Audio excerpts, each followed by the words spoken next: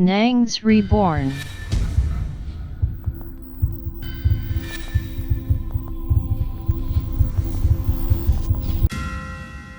Waouh! Bonjour le bon, comment allez-vous? Si vous allez bien, c'est extraordinaire. Nous continuons ce que nous avons commencé sur cette affaire de Dubaï, Puerta Porti. C'est un truc hors du commun. Depuis que cette affaire est parue sur les réseaux sociaux, des témoignages ne font que sortir. Et une femme, juste ici, va nous témoigner, va nous raconter ce qu'elle a vécu par rapport à des amis qu'elle a suivis à Dubaï. Elle ne savait pas que ces amis-là en question allaient se prostituer là-bas.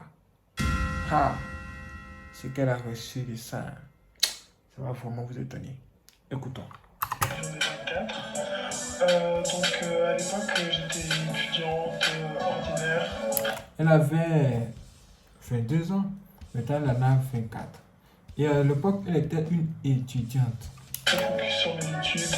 Et elle était concentrée sur ses études. J'ai reçu mon bac et de là j'ai décidé de passer une année sabbatique. Faut savoir qu'à l'époque j'étais pas du tout dans les réseaux, je connaissais pas Instagram et compagnie. Et durant cette année sabbatique, j'ai commencé à découvrir ce monde-là. Instagram, Snapchat, Netflix, toutes ces choses. Et petit à petit, c'est devenu vraiment un quotidien. Je me réveillais le matin, c'était la première chose que je faisais. Je regardais mes notifications, etc. Et plus je regardais comment les choses évoluaient sur les réseaux, et plus je m'intéressais un peu à la vie des personnes que je suivais. Ça t'attirait en fait? Ouais, ça m'attirait. Et en fait, une fois, je regardais une des stories à ma cousine, qui d'ailleurs, c'est ma cousine, mais je traînais pas beaucoup avec elle. Et à chaque fois que je regardais ses stories, je voyais qu'elle était à Dubaï, qu'elle voyageait à gauche, à droite, qu'elle était vraiment bien, qu'elle vivait sa meilleure vie, avec 5 copines à elle, il me semble, ouais, c'était 5, elles étaient 5. Donc elle était toujours en train de voyager. La belle vie. Ouais, la belle vie, quoi. Et je me posais trop la question de comment elle faisait, etc. Et puis, petit à petit, j'ai commencé à parler avec elle pour savoir quoi, comment. Et puis, elle me disait jamais vraiment comment elle faisait, elle disait juste qu'elle profitait de la vie, etc. Et donc, j'ai commencé à vouloir m'approcher d'elle pour, on va dire, pouvoir bénéficier de cette vie-là, en fait. Bien. Vous avez vu? Et c'est là l'erreur de beaucoup de personnes. Et oui, c'est là votre erreur. Ce que vous ne savez pas, c'est qu'il y a beaucoup d'agents des ténèbres qui sont sur les réseaux sociaux pour mener une vie extraordinaire et vous faire croire que c'est vraiment chic. Juste pour vous attirer, juste pour vous séduire. Une fois que vous leur posez cette question, c'est mais comment est-ce que tu fais pour aller à Dubaï? Comment est-ce que tu fais tout ça? Comment se fait-il que tu as beaucoup d'argent? En ce moment-là, ils vont se mettre à rire. Et ils vont se dire, ah ok, on t'a cherché depuis très longtemps, maintenant on t'a eu. Parce que toutes les photos que tu voyais sur les réseaux sociaux, toutes ces choses que tu voyais là, c'était juste des maisons avec du poisson au bout pour pouvoir t'attirer. Et oui. Une fois que tu as posé cette question, c'est là que tu auras tel problème. Là, il va vous dire. Faites très attention à ce que vous voyez sur les réseaux sociaux. Ce que les gens vous montrent. Il y a beaucoup d'agents du diable qui sont là pour vous séduire. C'est la séduction. La grande séduction. Maintenant, elle a vu ça. Elle a vu que c'est une cousine. C'est quelqu'un qu'elle connaît déjà. Elle aimerait que cette personne la connecte à ce monde. Alors qu'elle ne sait pas que il n'y a rien pour rien. Écoutons-la. Et puis, donc, petit à petit, j'ai commencé à lui écrire, voir comment elle allait, etc. Puis on a commencé vraiment à beaucoup parler, à beaucoup se voir, etc. Et un jour, j'ai décidé d'aller... Enfin, je voulais lui poser la question, enfin, elle m'a dit qu'elle partait à Dubaï. Et je voulais lui poser la question de savoir si c'est possible que je parte avec elle, en fait. À Dubaï avec ses copines, etc. Et puis, elle m'a dit pourquoi pas. Alors j'en ai parlé à mes parents parce que à cette époque je vivais avec mes parents et ils m'ont fait confiance, ils m'ont payé le billet pour aller jusqu'à là-bas et j'étais vraiment contente de pouvoir vivre cette vie-là quoi. Donc là tu voulais partir avec ta cousine et ses copines, voilà. Du coup j'ai reçu mon billet, on est parti. Donc les premiers jours franchement c'était vraiment bien. On a visité la ville, des photos, etc. Justement pour Instagram.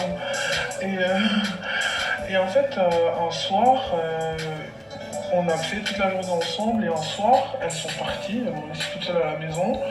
Et elles n'ont pas proposé quoi que ce soit, enfin elles sont parties, elles ont fait ça une fois. Donc la première fois j'ai pas trop, je me suis dit peut-être qu'elles veulent rester entre elles, etc. J'ai pas cherché à forcer. Puis 2-3 fois après elles ont refait la même chose. Et en fait je me sentais vraiment seule parce que au bout d'un moment c'était, elles rentraient le soir, toute la journée elles dormaient et le soir du coup elles repartaient en fait. Elle a commencé à découvrir quelque chose d'assez étrange. Elle a remarqué que ses amies, ses filles, là, elles dorment la journée, mais elles se réveillent la nuit comme des sorcières. Et quand elles se réveillent, elles se préparent, elles s'envolent. Quand elles s'envolent, elles vont faire les choses, elles vont faire beaucoup de choses. Mais elle la laisse seule à la maison, alors que elle est venue à Dubaï pour faire le show comme elle, pour profiter de la vie et se prendre en photo et mettre ça sur Instagram et les réseaux sociaux. Elle se dit, mais que se passe-t-il? Où suis-je? On va commencer à les questionner. Leur poser des questions. Pourquoi vous ne voulez-vous pas m'envoyer avec vous? Pourquoi me laissez-vous ici? Parfois, l'homme lui-même cherche ses problèmes. Ce sont ces questions-là qui vont la mettre dans des problèmes plus tard. Et Seigneur, on ne pose pas des questions à tout le monde. Il y a des gens à qui on ne pose pas des questions. Faites attention. Mais vous allez voir ce qui va se passer. Écoutons. Et moi je me trouvais, j'étais là, mais il y a un souci, peut-être que je suis moche, peut-être qu'elles ne veulent pas m'emmener avec elles où elles vont le soir, etc. Et ça m'a vraiment blessé, et puis je voulais même partir en fait. Tu te sentais délaissée? Ouais, délaissée, je me suis dit bon, peut-être que je suis pas dans leur team. Et du coup, en fait, au fur et à mesure, j'ai contacté du coup ma maman. J'étais un peu triste du coup. Je l'ai appelée et je lui ai dit ouais, je comprends pas comment ça se fait que elles veulent pas que je sorte avec elles sortent le soir et puis la journée je suis toute seule. Je sais plus autant bien qu'au début. Et puis ma maman, savoir que ma maman c'est vraiment une personne importante pour moi. Du coup, elle a pris l'initiative de contacter ma cousine et de pouvoir, pour lui en parler, lui dire qu'est-ce qui se passe. T'es partie avec Sarah et elle me dit qu'elle est toute seule, etc. Et du coup, le soir elles sont rentrées et ma cousine elle m'a un peu dit ouais pourquoi t'as appelé ta maman, elle était pas très contente. Elle était pas très contente, elle était pourquoi t'as appelé ta maman et tout. C'est juste que je pensais que tu voulais pas sortir vu qu'on rentrait tard, on voulait te laisser un peu tranquille, mais c'est pas méchant, la prochaine fois tu pourras venir avec nous. Et il dit ok, y a pas de souci. Donc 3 jours après, elles sont venues, puis justement je voyais qu'elles s'apprêtaient pour partir à cette fameuse soirée. Et donc cette fois-ci, vu qu'elles m'avaient dit que je pouvais aller avec elles m'ont préparé. Donc elles m'ont préparé, elles m'ont maquillée, j'ai mis ses habits. Et en fait, j'étais un peu mal à l'aise parce que c'était un peu des habits vraiment sexy. Très fort. Voilà, on va dire ça comme ça. J'étais un peu gênée de mettre ces habits, mais je me suis dit bon, si elles sont comme ça, je vais pas faire, je vais pas faire celle qui veut pas quoi. Du coup, on est parti et on est arrivé dans un super bel hôtel. Franchement, l'hôtel incroyable. Et quand on est arrivé dans la chambre en question, il y avait plein d'autres filles, mais il y avait aussi beaucoup d'autres garçons en fait. Il y avait vraiment beaucoup d'hommes dans la chambre. Et je trouvais ça un peu bizarre parce que je me suis dit, ah ouais, c'est bizarre un peu. Et puis, par contre, il faut savoir que les personnes qui étaient là, enfin les hommes surtout, ils étaient un peu plus âgés que nous. Du coup, j'étais un peu mal à l'aise, c'était un peu, voilà.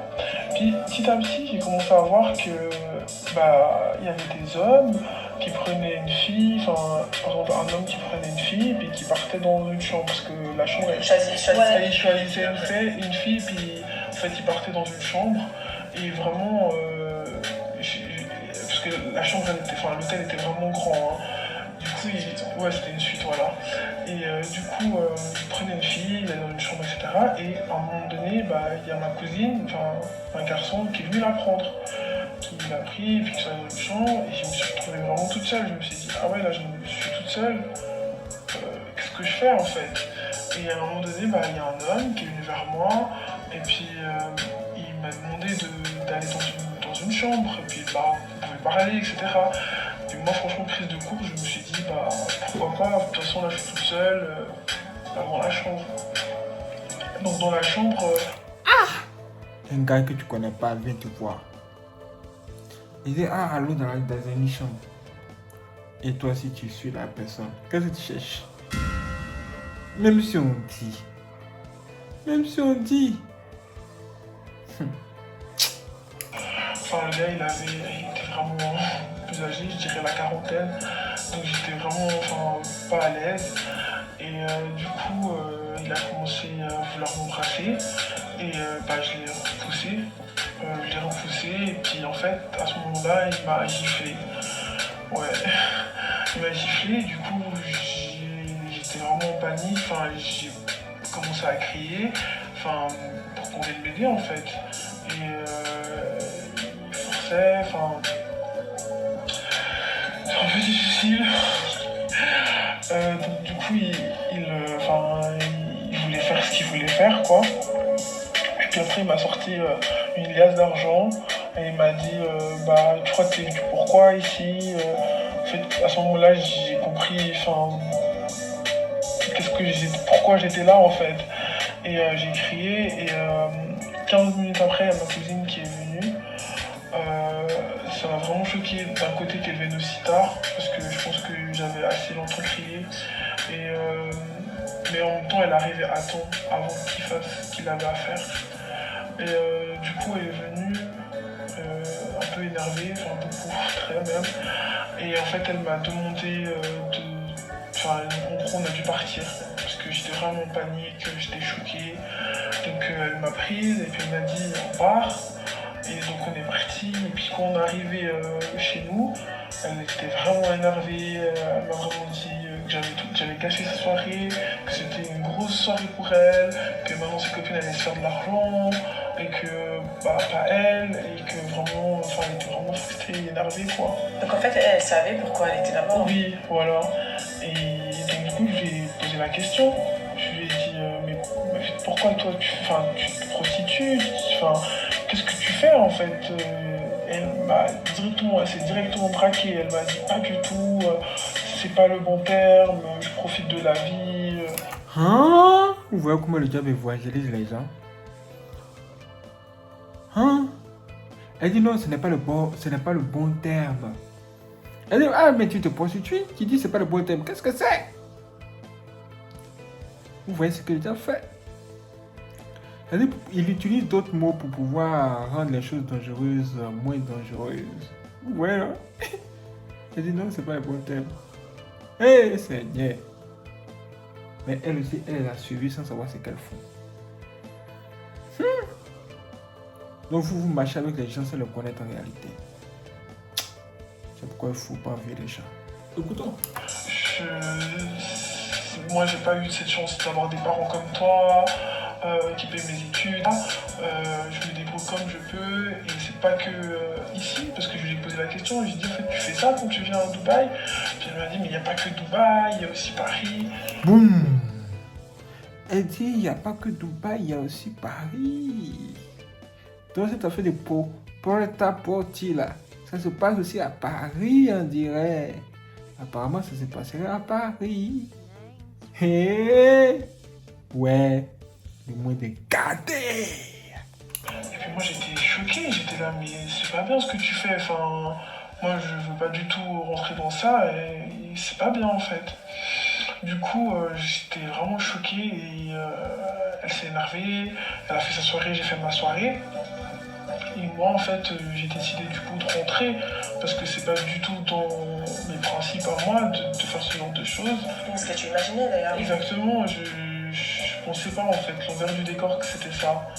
Et comme j'ai dit tout à l'heure, je me demandais d'où cet argent venait, enfin comment elle faisait pour autant voyager. Et du coup, j'ai contacté ma maman. Je l'ai contacté et je lui ai dit maman, j'aimerais rentrer sans lui dire les raisons parce que ça reste quand même la tante de ma cousine. Je lui ai pas dit les raisons précises et je lui ai dit écoute, j'aimerais rentrer, est-ce que tu peux me prendre un billet pour que je rentre plus rapidement. Donc sans hésiter, elle a fait. J'avais de quoi pouvoir rentrer à la maison. Et donc du coup mon vol était prévu donc dans 3 jours au lieu de rester tous 6 jours.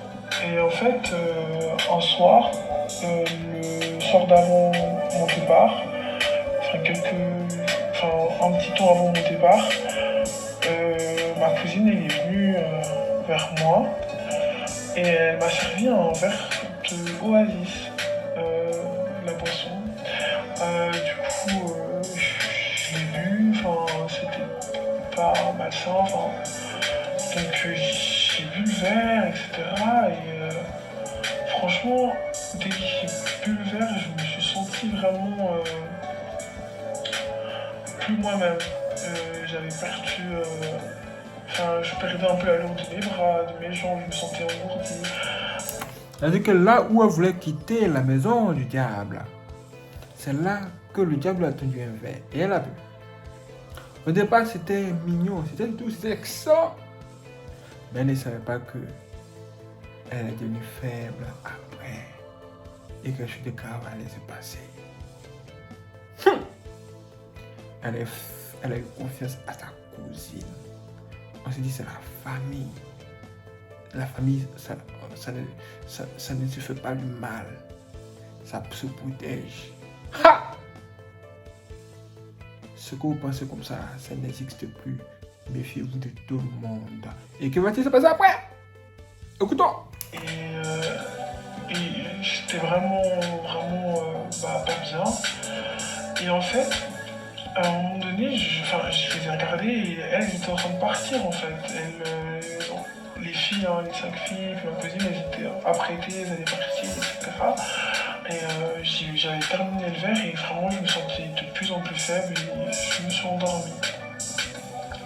Le lendemain, quand je me suis réveillé, j'étais au plus bas. Je me sentais vraiment pas bien. J'ai vu mon corps avec plein de bleus. J'étais pas bien, je comprenais pas ce qui se passait.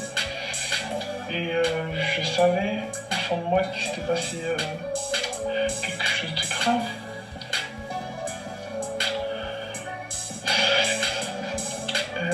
Du coup, quand j'ai ouvert les yeux, j'ai vu que les filles elles étaient là. Et elles rigolaient, les copines de ma cousine elles rigolaient. Hein? Elle a remarqué que quelque chose de grave s'était passé en fait. Ces filles ont créé un mouvement pour que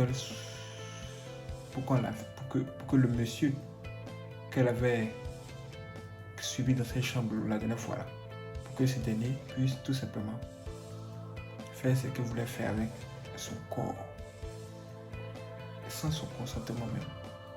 En fait, ces filles-là l'ont vendu comme les frères de Joseph ont vendu Joseph. Et en plus, elle riait. Ça veut dire quoi? Ça veut dire qu'en plus de faire de mauvais coups, de mauvaises choses, elles sont aussi des sorcières. Parce que les rires là, ce n'est pas un rire simple. C'est un rire démoniaque. Et oui, vous suivez des démons. Elles sont belles, mais elles sont des démons. Maintenant, qu'est-ce qu'elle va faire? Que va-t-il se passer après? Écoutons. Je voyais quand même ma cousine près de moi, en train de me dire que ça va aller, etc. Et je me suis regardée dans le miroir et j'ai vraiment vu que j'étais pas bien, quoi, qu'il se passait quelque chose de bizarre en moi et qu'il s'était passé quelque chose de très grave. 1 heure après, quand j'ai un peu repris mes esprits, ma cousine elle est venue vers moi et elle m'a expliqué que, en gros, l'homme que j'avais vu dans la chambre la nuit précédente, il voulait vraiment me donner beaucoup d'argent. Donc en gros, il a payé ma cousine 5000 francs pour pouvoir en fait faire ce qu'il avait à faire. Et quand j'ai su ça, je suis tombée des nues. Je comprenais, j'étais choquée.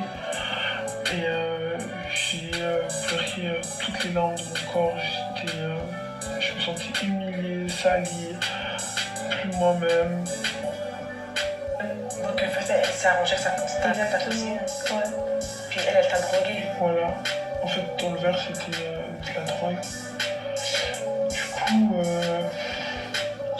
Du coup, elle m'a tendu 3000 francs. Elle m'a dit que vu qu'il avait quand même un peu abusé, c'était en gros ma récompense. Et en fait, j'ai refusé cet argent parce que, comme je l'ai dit, c'était pas du tout quelque chose dans mes principes. Et j'étais vraiment pas bien. Et en fait, c'est comme ça que j'ai compris qu'en fait, il m'avait violée. Et il faut savoir que à cette époque, j'étais vierge. Et en fait, je me suis juste rhabillée. J'ai préparé mes affaires. Je suis partie à l'aéroport. Quand je suis arrivée à l'aéroport, j'ai pris l'avion. Je suis rentrée à la maison. À la maison, je ne savais pas cacher qu'il se passait quelque chose. J'étais vraiment pas bien. Je pleurais tout le temps et j'ai pas dit à ma mère ce qui se passait. Je voulais pas la faire peur, l'avertir. J'avais honte aussi. Je me sentais plus du tout pure. Je me sentais vraiment salie. Du coup, ce que j'ai fait, c'est que j'ai pris les rendez-vous nécessaires chez un médecin spécial, un gynécologue, pour voir faire des tests et voir s'il n'y a pas quelque chose de grave, etc. Et en fait, dès que j'ai eu ma réponse, que j'avais rien, gloire à Dieu, j'ai pu en parler à un moment. Et ça a été une libération d'en parler. Comment il a réagi? Elle était choquée. Parce que pour moi, c'est quelque chose que je voulais vraiment garder, ma virginité. Donc, c'était quelque chose que je voulais vraiment garder pour mon futur mariage, etc. C'était quelque chose que je voulais vraiment, que je chérissais. Du coup, elle a été triste, très touchée, en colère. Et c'est pour ça que... Et c'est elle qui m'a dit, en fait, après quelques années, de venir en parler pour pouvoir sensibiliser les jeunes à la vie qu'on voit sur les réseaux. C'est pas tout le temps, c'est pas forcément quelque chose de bien ou de sain. Il y a toujours quelque chose derrière, peut-être de négatif. Et voilà, c'est pour ça que j'ai décidé aujourd'hui de venir partager un bout de mon histoire. Vous avez entendu son histoire? C'est un truc hors du commun. Toutes ces femmes que vous voyez quand on parlait, cette femme par exemple a dit que quand vous voyez les gens sur les réseaux sociaux, avec toutes ces choses que vous voyez brillant, c'est pas en photo, tout ça, elles n'ont pas eu toutes ces choses pour rien. Elles n'ont pas été juste des escortes et puis elles ont eu 10 000 $ ou bien 20 000 $. Elles ont sans doute fait quelque chose qui mérite cela. Parce que les filles doivent savoir que elles ne gagnent rien pour rien. Et cette femme que vous voyez juste ici, elle nous dit clairement que cette affaire de Dubai porte-à-porte, ça existe. Et oui, elle nous l'a dit. Vous pouvez voir toutes ces vidéos où ces femmes ont parlé à partir de cet écran. Et vous allez, juste à la fin, vous allez voir et vous allez comprendre beaucoup de choses. Ne suivez pas les gens que vous ne connaissez pas réellement. Connaître une personne, ce n'est pas connaître son nom. C'est plutôt connaître son état d'âme. En fait, il faut montrer attention à vos frères et sœurs parce que le monde devient très dangereux. Nous vivons avec des zombies, des gens qui ne sont plus là avec nous, dans la tête. Ils n'existent plus, ce n'est plus possible. Ce sont des démons. Hey, Jesus Christ. Wow, c'est extraordinaire. Merci la frère et sœur d'avoir regardé cette vidéo. Si vous avez aimé, laissez tous les chaînes. N'hésitez pas aussi à la partager à vos amis. Et si vous voulez faire des dons pour soutenir Nias Coupon, vous pouvez le faire par virement bancaire. Dans la description, se trouve un lien. Quand vous cliquez là-dessus, vous avez accès à toutes nos informations bancaires. Merci à toutes les personnes qui vont nous soutenir. Que Dieu vous bénisse. Mon nom complet, c'est Nyongoza Jean Williams. Et mon numéro de compte bancaire commence par 12 14 et se termine par 001. Merci d'avoir regardé cette vidéo. Je vous donne rendez-vous pour la prochaine vidéo sur Sciences Po. Soyez prêts. C'est parti.